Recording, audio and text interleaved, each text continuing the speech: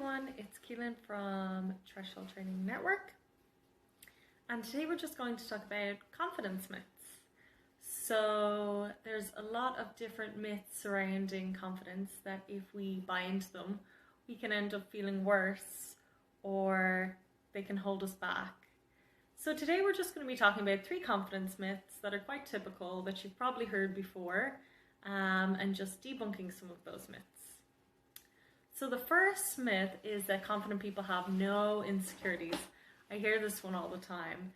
There seems to be an idea that if you are confident that you don't feel insecure at all or even nervous or anxious before doing anything. But the reality is that we all have insecurities no matter how confident we are. And insecurities are just an everyday part of life, and it's in our nature to feel insecure, especially when we're in a situation that is quite challenging or new. But I think the difference with confident people is when they have self-doubt, that they don't let it hold them back, that even in the presence of anxiety, nervousness, or insecurity, they still keep going forward. So what I would say about confident people is they still, take the leap anyway. So the key is always to keep moving forward. So that's myth number 1. So the summary of that is that we are all insecure and we all feel nervous. But yes, with confident people, they're more likely to keep going in spite of that. Just like people who are resilient tend to bounce back quicker than people with less resilience. So the second myth is that confident people are confident all the time in any situation. And that is not true. And actually the thing about confidence is it's ever changing. So the other day I parked my car and I nicked it up against a railing, and that made me feel very unconfident. So the next time I got in the car, I was very nervous, I was very anxious, and the next time I went to park, I just felt like I was full of fear. But that's typical because some things happen and they can kind of nosedive our confidence, and then I kept going in the car, and then a few days later my confidence was back up and I was back to my normal everyday feelings about parking. So it's the same with confidence. So say a person who is typically confident at public speaking can go up, maybe they're having a bad day or maybe someone laughed at them, and then after they may feel like their confidence is lowered. And we feel more confident at different parts in our life depending what's going on.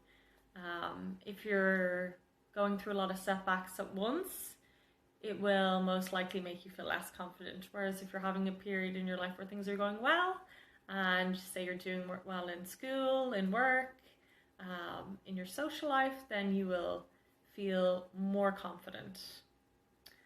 But I think the difference is as well is, it comes back to that piece of mastery that I talked about last week. So the more you master skill, the more confident you'll feel at it. So another example would be, I am good at typing.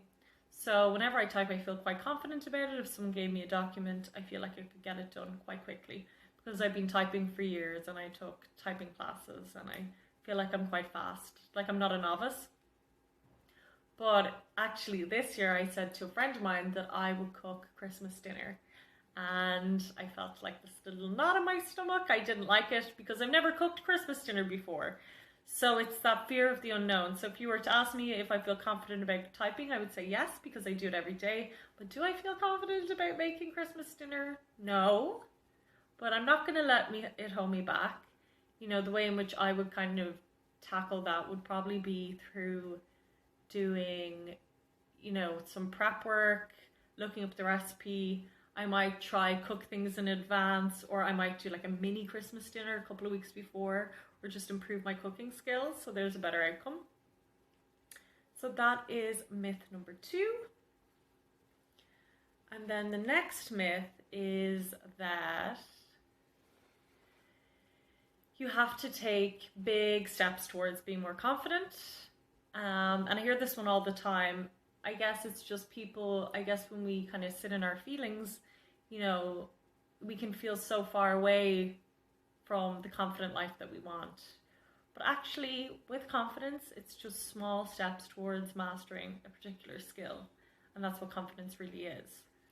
So I think it's important to start small and set yourself little goals over time. It's kind of like what I said last week, you know, I don't think it would be right, say if you had social anxiety, to just, you know, go from being in your room to jumping out into public speaking in a group full of 100 people. That's a bit of a big leap. But what you can do is do small things in the meantime.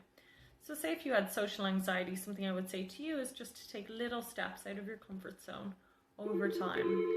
So that would probably be, you know, going to the barista and asking for that coffee. It could be going out with a small group of friends.